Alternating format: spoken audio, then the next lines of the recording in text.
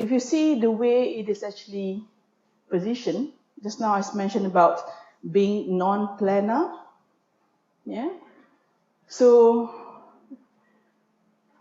in amidacin, the shape, you see this chlorobenzene ring, monophenol ring actually, yeah, it needs to be in a cis form with the methoxy group, or this end of the structure.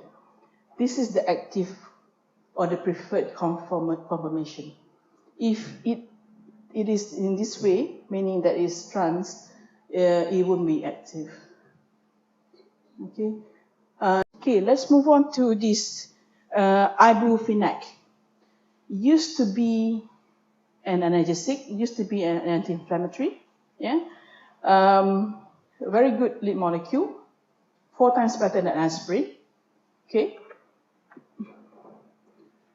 It's marketed by Boots. Yeah. But ibufenac has got some problems, especially with children taking it. It causes jaundice. Yeah.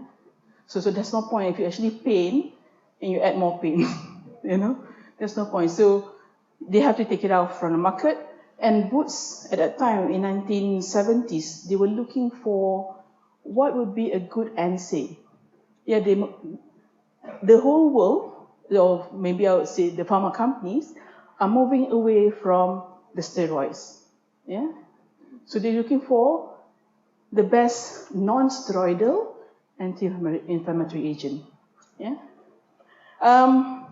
So they're playing around. I'm going to just quickly go through these slides. They're playing around, and what they found is that this particular structure, yeah, again you see the acid there reoccurring, methyl group, OH group, yeah. Oxygen here. They found that this is more potent than aspirin. Yeah. But they add in another ring there to mimic the arachidonic acid, for example. It loses the potency. So it doesn't work for this one, the structure. Yeah. So what they found is that, so they found the formula, they found the framework already now. That if you have an arapropanic acid, yeah, the acid's there, then you have a substitution at alpha to the carboxylic acid. That gives a really good analgesic property. Yeah. So this is how they discovered ibuprofen. Okay.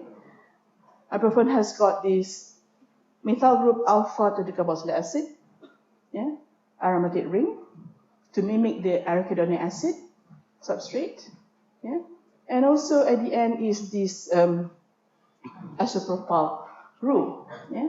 So very, very good alternative to ibufenac. Very safe. You can actually use it by children can even use it as well. It's a good alternative to aspirin at that time. Okay. So the SAR would be again you can put a methyl group. Okay, actually increase with the increase of the alkylation, then it will also increase the potency a little bit. Yeah. This ring is optimal. Keep it that way. Don't have to change anymore. If n is basically this is more than 3, longer, if for longer chain, the potency drips. Basically, it needs to be, this is the most optimal position. And also, if you increase the specificity, they also increase the activity as well. Yeah. And usually it is actually administered as a Restamate because the R configuration will be changed to an S isomer, yeah, in vivo. Okay. A second derivative, this is also popular if you actually work as a pharmacist. Anyone here has actually worked in a pharmacy before? during your holidays? Yes? Oh, good. Okay. Hospitals? Get a chance? This is one of the fast moving. Ibuprofen in Malaysia not so good, I think, compared to aspirin, maybe compared to Ponston. Especially more popular in the States and also in the UK. But somehow naproxen actually is quite a favorite NSAID for doctors, by doctors. Yeah.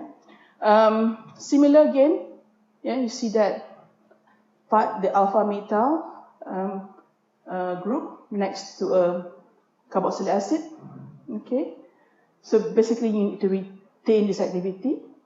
Can still retain if you actually change that to an O methyl or perhaps also aldehyde as well, or alcohol. Yeah. Somehow this part of the molecule is, if you retain it as it is very potent. It's already very potent. You need to change the whole structure. Yeah, keep it that way.